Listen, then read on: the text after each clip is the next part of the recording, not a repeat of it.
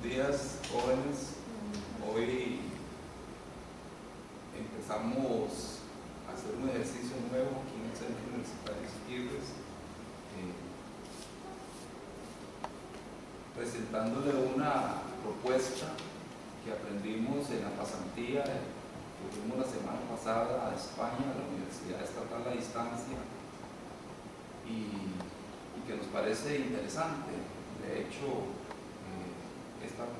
este ejercicio va a ser con tecnología propia del centro, la que tenemos, algo manual, para decirlo así, pero que podemos realmente aprovechar y retransmitirla a futuro a todos ustedes. Adelante. Sí, buenos días. Como decía don Alan, esta es una tecnología que se utiliza en muchas partes del mundo, y la Universidad Nacional de Educación a Distancia de España utiliza esta tecnología, y por consiguiente estamos haciendo un esfuerzo a sugerencia de don Alan para poder ir no presencializando la educación, sino más bien dejándolas a una educación al ritmo de ustedes como estudiantes. Así que en el día de hoy vamos a tratar de hacer esa tutoría bien dinámica para efectos de seguirnos enamorando de la administración y desde luego pues entonces también aprobar el curso, que es lo que queremos con este tipo de herramientas. Así que sin nada más, yo le doy las gracias a don Alan por habernos acompañado y vamos a comentar cómo hacer la tutoría el día de hoy.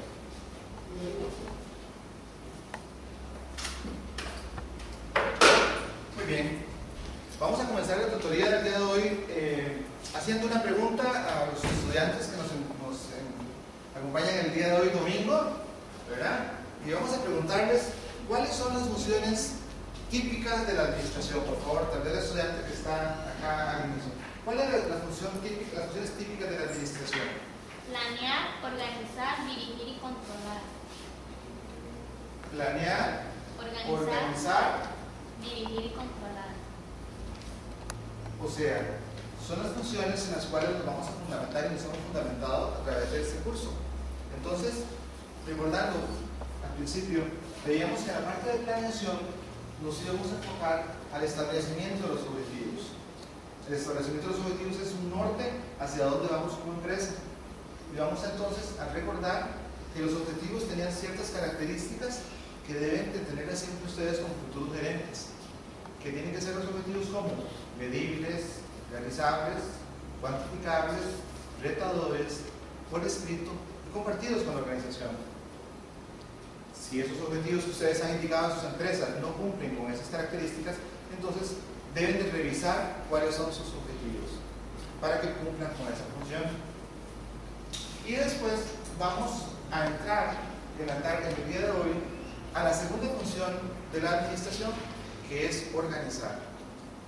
Organizar es encontrar esa estructura que nos va a permitir lograr los objetivos que nos hemos puesto en la etapa de planeación. Recuerden que las funciones de la administración llevan ese orden, no es antojadizo.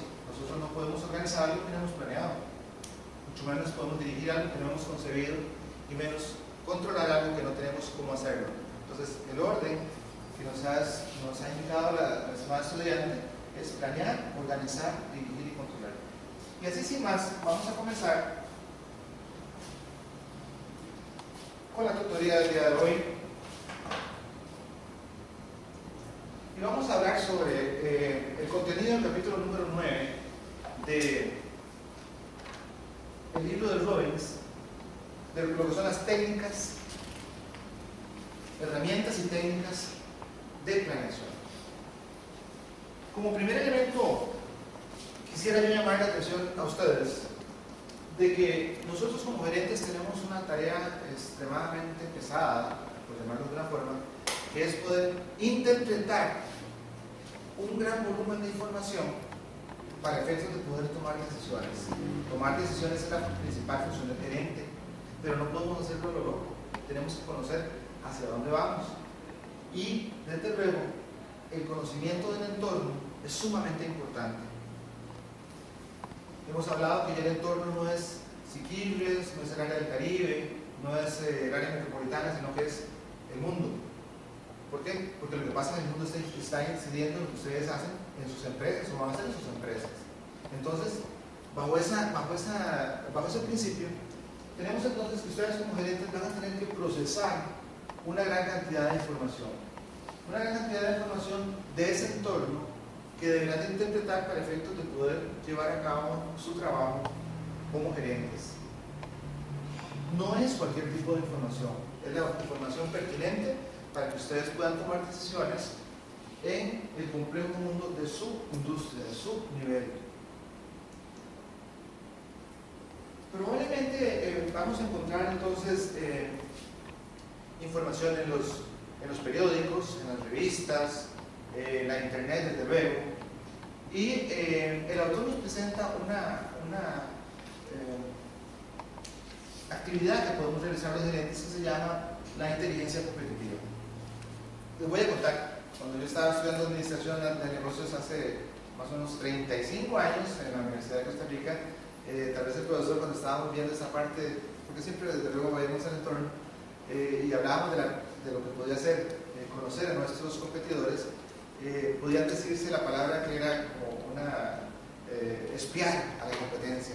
Y la palabra espiar, desde luego, ustedes recuerdan la anterior tutoría cuando hablamos de la ética de la administración, que está fundamentada en una serie de valores, de principios que ustedes no pueden transgredir. Entonces, el hilo entre lo que es la ética y la inteligencia competitiva es muy importante. En mi tiempo decían que eso era espiar, entonces espiar era una mala palabra. Pero ahora, no hacer con ética actividades que me permitan conocer de mi competidor, eso sí es un pecado. Si nosotros podemos accesar la información que está en internet, si podemos ir a comprar tal vez ese producto que está teniendo nuestra competencia, como veíamos en la primera tutoría cuando hablábamos de la fábrica de tacos, ¿verdad? Que había que comprar el taco de la competencia para poder saber qué era lo que estaba haciendo mejor mi competencia. Entonces, hay herramientas que con ese hilo de lo que es la ética y lo que es el buen quehacer del gerente, ustedes deben manejarlo. Si ustedes me preguntan a los Constantinos, entonces, ¿dónde está ese hilo? No lo sé. Si todo fuera así tan sencillo como puedes decir, pues ese es el nivel, yo no voy a pasar de este. Entonces, sí, una computadora podría hacer ese tipo de cosas. Pero de eso no se trata. Se trata de poder que ustedes como gerentes tengan estos elementos para poder reunir información pertinente para la toma de decisiones. Entonces, la inteligencia competitiva no es espiar, sino es buscar esa información pertinente para tomar decisiones. Y que el entorno en este momento lo tiene disponible para nosotros. Muy bien. Dicho esto, decimos que los gerentes tenemos la posibilidad de explorar ese entorno. Y utilizamos básicamente, primero, antes de ver las técnicas, vamos a determinar lo que ya dijimos al principio, que el entorno no es Costa Rica, no es Centroamérica, es el mundo. Entonces ustedes deben de pensar en un entorno global, donde esas decisiones que pasan en el mundo nos afectan a nosotros. ¿Por qué esa guerra en algún país del mundo nos puede afectar a nosotros? Bueno, porque puede tener una incidencia con respecto al precio del petróleo, por ejemplo. Porque si un país que importa productos nuestros tiene una condición económica diferente, ¿cómo nos podría afectar a nosotros? Bueno, puede ser que no nos compren o que baje la cantidad de consumo de bienes de los cuales importan de Costa Rica. Entonces hay variables del entorno que hacen que todo cambie. Y esto hace pues, que las empresas realmente tengan un concepto global. Así que el gerente que nosotros formamos es el gerente que tiene una visión de oportunidades y amenazas que nos da el entorno global. Bien, ¿alguna pregunta? Ok. Dicho esto, el autor nos presenta básicamente dos técnicas en las cuales nosotros como gerentes vamos a poder utilizarlas para poder hacer esas evaluaciones del entorno. La primera de ellas, los pronósticos son esas herramientas para poder hacer la planeación de la organización que supone generar esas predicciones para poder tomar decisiones explorando el entorno. Vean que aquí en esta parte nosotros no estamos diciendo que lo que queremos son gerentes que tengan una bola de cristal para decir, pues con esta bola de cristal esto es lo que va a pasar la próxima semana, el próximo mes, el próximo año. sino que le estamos diciendo a ustedes tienen la responsabilidad de conocer ese entorno. Y para conocerlo, desde luego, imagínense ustedes, como dice la filmina acá, si en los entornos fueran estables, sería muy fácil hacer predicciones. Pero como dice la canción, cambia, todo cambia. Así que lo menos estable que hay en este mundo es el entorno. Y además, el tener esta información nos va a permitir poder tomar decisiones más precisas. Recuerden que la incertidumbre nunca se elimina. Siempre vamos a tener esa incertidumbre que como gerentes nos tiene que llamar la atención para poder tomar decisiones con mayor precisión posible. Y como decía, pues entonces presentamos, el autor nos presenta varias técnicas de cómo tomar, hacer ese tipo de pronóstico. La primera de ellas es el pronóstico cuantitativo. Cuando estamos hablando de pronósticos cuantitativos, estamos hablando de esos pronósticos que vamos a elaborar utilizando algunas herramientas que podemos encontrar como reglas matemáticas, índices de correlación, serie de tiempo, que ustedes les van a permitir, con cierta rigurosidad de algunas herramientas, poder hacer una proyección.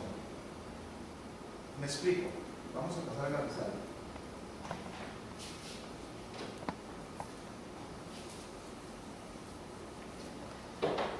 Si hacemos un eje de coordenadas donde tenemos cantidad del bien por unidad de tiempo y queremos correlacionar dos variables, por ejemplo, ingreso total con respecto a las ventas, podríamos ver que si acá tenemos el tiempo y acá tenemos el ingreso total, podríamos tener una serie matemática que diga, por ejemplo, que en lo real, en lo que ha pasado de aquí para atrás, el comportamiento del ingreso total es este.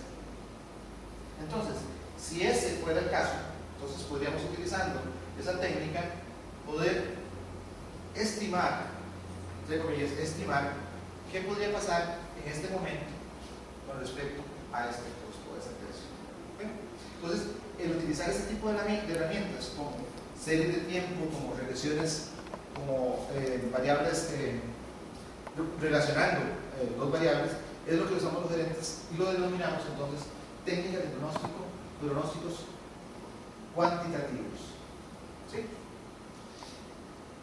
La otra forma de cómo hacemos los gerentes para hacer proyecciones es el pronóstico cualitativo.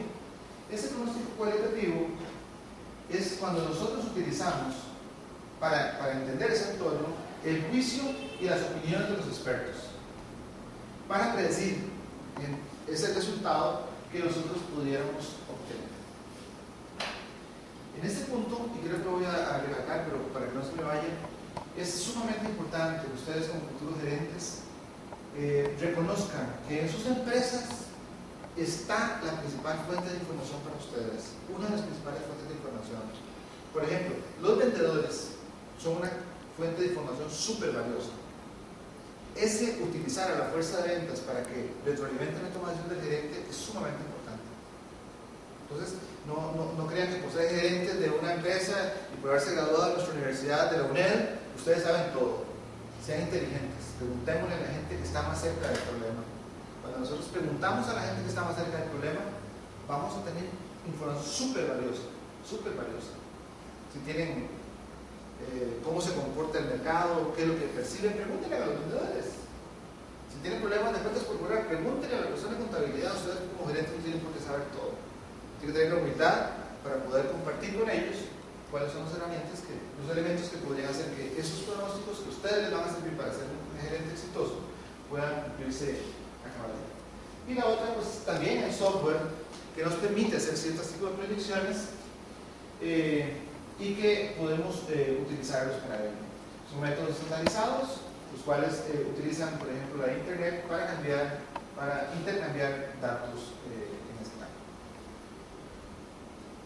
Como les decía, en las técnicas cuantitativas tenemos análisis de series de tiempo, modelos de regresión, modelos econométricos, indicadores económicos, efectos de sustitución la técnica de pronósticos cualitativos tenemos jurados de opinión, la composición de la fuerza de ventas, como lo decíamos hace un ratito, y desde luego también podemos tener como fuente de información la evaluación que hacen los clientes de nuestros servicios.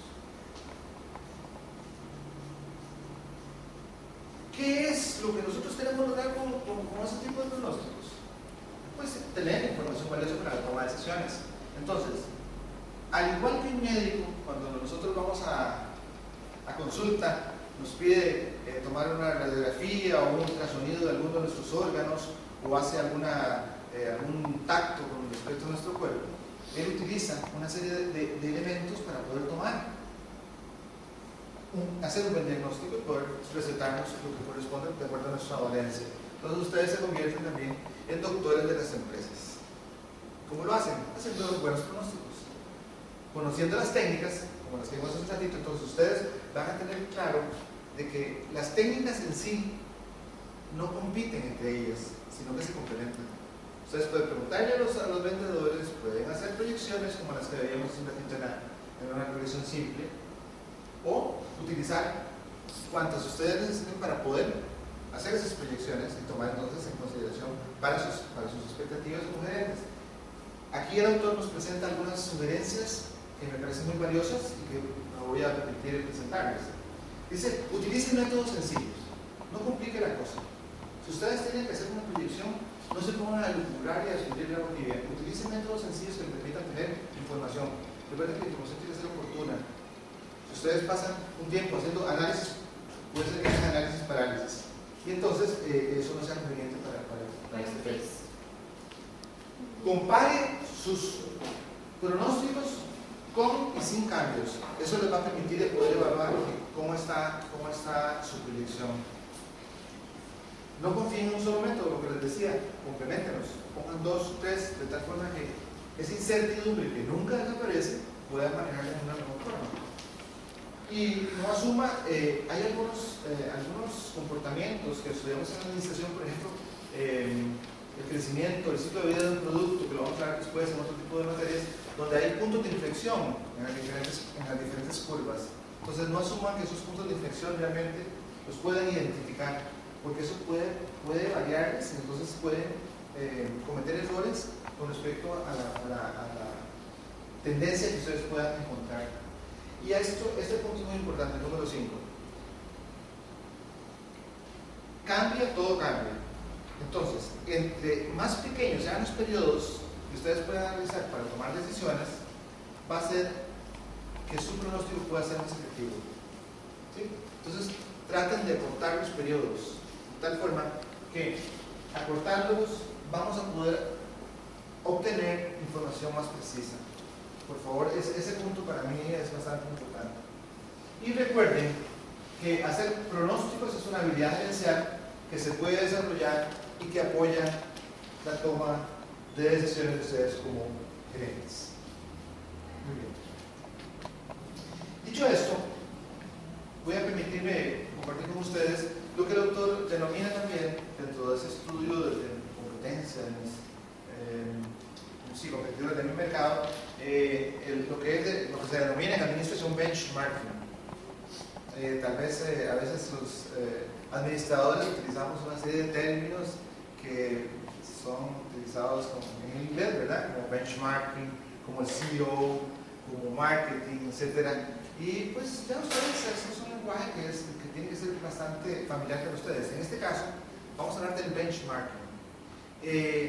El benchmarking es buscar entre los competidores o no competidores las mejores prácticas para ver cuál es su desempeño y poder utilizar esa información en mi empresa para poder mejorar el mío.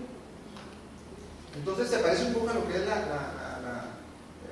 lo que llamamos, que no es espionaje, es una inteligencia competitiva, pero vamos entonces a analizar y copiar esas buenas prácticas. Las empresas pueden y deben de mejorar con respecto a esas buenas prácticas que hace nuestra competencia. En este punto me voy a tener un minuto nada más para decir, bueno, si ustedes creen o tienen como una realidad de que la ventaja competitiva de su empresa es, por ejemplo, el material que ustedes construyen o hacen una prenda, por ejemplo, de vestir. Entonces nunca echen residuos de esa tela en el basurero, porque pueden haber competidores que tal vez no han venido a esta tutoría o a la anterior cuando hablamos de la ética, entonces puedan creer que sacar del basurero mi trozo de material puede ser idea que no está, que es ético. Ahí no vamos a entrar en esa parte, en ese hilo delgado. Pero si ustedes consideran que esa es su ventaja competitiva, tengan cuidado. Ustedes los van a estar viendo igual que ustedes van a estar viendo sus competencias. Y recuerden que los negocios exitosos siempre sale la competencia. A los malos, ¿quién nos va a seguir? ¿Para qué va a seguir un negocio malo? Entonces, si ustedes hacen bien las cosas, van a tener competencia por fuerza. Porque uno se va a fijar y dice, ¿por qué ella tiene éxito en estas circunstancias y por qué yo no? Entonces, ustedes van a tener que estar evaluando ese tipo de elementos o viendo también cómo hacen mi competencia ese desempeño. Ahora, así las cosas, benchmarking sería una actividad muy fácil, simplemente buscar nuevas prácticas, pero no. El benchmarking tiene pasos y tiene una secuencia de actividades que ustedes como gerentes van a poder desarrollar.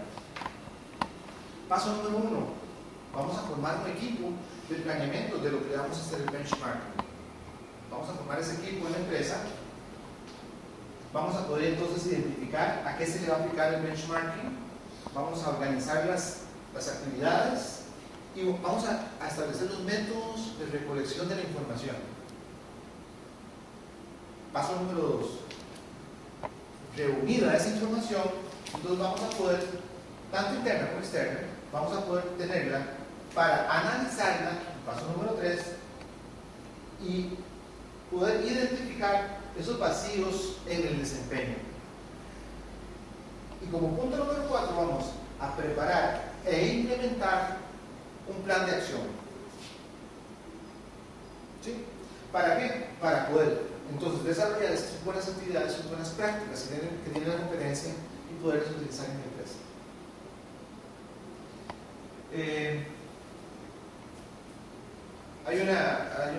Ustedes conocen, hay una empresa que se llama Pizza Hut, que es una empresa que produce pizzas y comida, digamos que de origen italiano, ¿verdad? Muy buena por cierto producto, en la cual tienen un servicio express. Y cuando le mandan el servicio express a uno a la casa, lo más rico del express es estar en pijamas, ojalá en una sala bien cómodo con mi esposa y mis hijos, y entonces mandar a pedir algo para no cocinar. Esa es la verdad. Entonces ellos envían su producto a nuestras casas en una, si ustedes no lo han visto, por favor leanlo, dice Smartbox, una caja inteligente, Smartbox. ¿Por qué?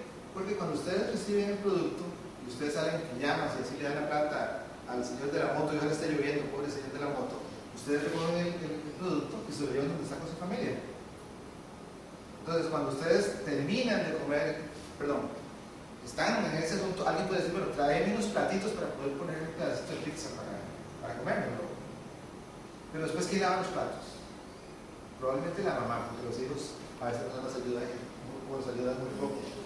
Entonces, cuando hacemos eso, porque si no se les suben las cucarachas, entonces empiezan una serie de actividades que tal vez no son compatibles con lo que queríamos buscar con respecto a la comida rápida. Entonces, Pizza Hut manda la caja troquelada, por favor fíjense, de tal forma que una de las tapas ustedes las pueden partir fácilmente, la tapa del producto, y se convierte en 4 platos. Y después no hay que lavarlos, simplemente los vamos a depositar en nuestro basurero. Ya dicen los hijos nos pueden ayudar por lo menos en eso, a depositarlos en el basurero. Bueno, y más aún, si por casualidad queda un pedacito de pizza, ¿qué hace uno en la casa? Lo guarda en el refrigerador. ¿Cómo lo guardas? ¿Abriendo la cajita? Abriendo la cajita, porque ya ha comido pizza.